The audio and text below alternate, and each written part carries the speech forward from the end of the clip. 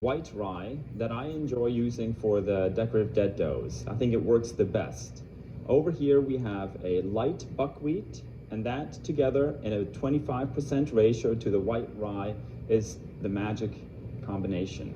I try to work with all natural colorants in all of my doughs. So what we have over here is spinach powder, which gives me a lovely green, a dark chili, then we have a caramel syrup.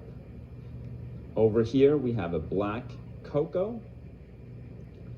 Then we have turmeric as one of the colorants. Then we have the dark organic buckwheat, which is the same as the light buckwheat, but it has some of the bran left in it. And over here, this lovely purple, we have dried beet powder. Now that the syrup has cooled, you always want to put your liquid ingredients in the bowl first. And we're going to start with 640 grams. Now, you have to, as you're mixing these doughs, you have to make sure that you are willing to add a little bit more syrup depending on what you need. You want to get the proper consistency of your dough. Next is our light rye and buckwheat. And now we're ready to mix. I would recommend mixing all by hand. Mixing by hand, I think, tells you something about the dough right away because you feel the proper hydration. And if you need some more water, you can add it right away. In a circular motion, you just sort of incorporate the ingredients, scooping from the bottom to the top.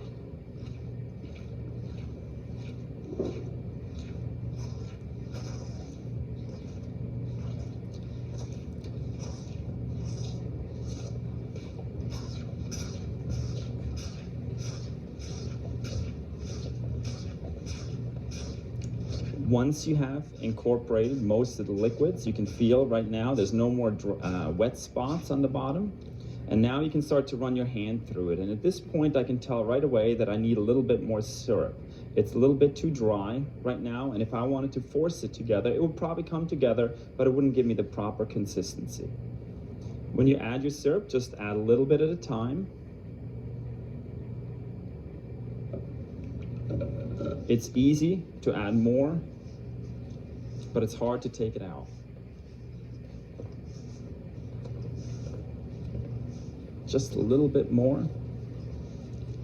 You'll notice right away if you mix these doughs in the summer when we have high humidity, you might not have to add any more syrup at all. In the winter when we have very dry heat, you probably have to get into the habit of adding more syrup. So some of these formulas where we sort of state that it's 64% hydration are probably true in sort of a perfect non-dry or wet environment. The finished consistency ought to feel like clay when you're done. So right now I can feel this is a good consistency, it feels good. I can get my second hand involved in the mixing process and start to work this around like a dough. At the end, the goal is that it doesn't stick to your hands and it doesn't stick to the bowl anymore or the table, wherever you decide to work this afterwards, until you get a nice smooth consistency.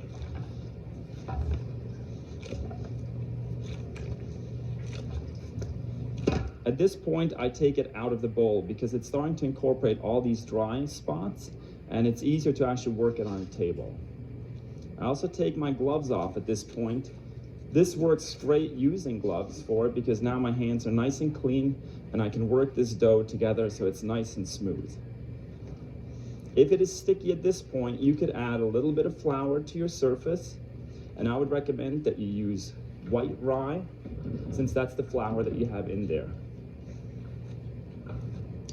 And when you have finished the dough, I'd recommend to wrap it right away in saran wrap so that no crust can form on it. In this situation, you can store it, keep it at ambient temperature for about a day. To keep it longer than just a day, you can keep it in the refrigerator, and that way it can prolong its life for up to about a week.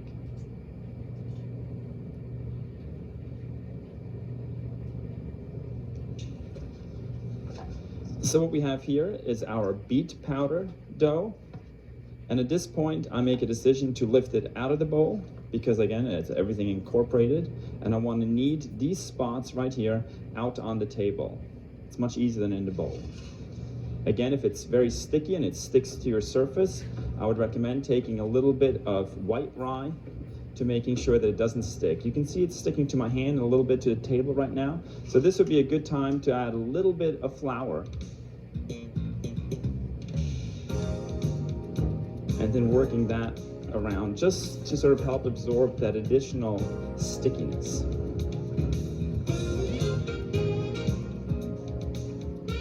And again, you get it to the point where you get a nice smooth skin on it. And I like to compare the consistency to clay. It should be nice and soft, but not so soft that it feels sticky.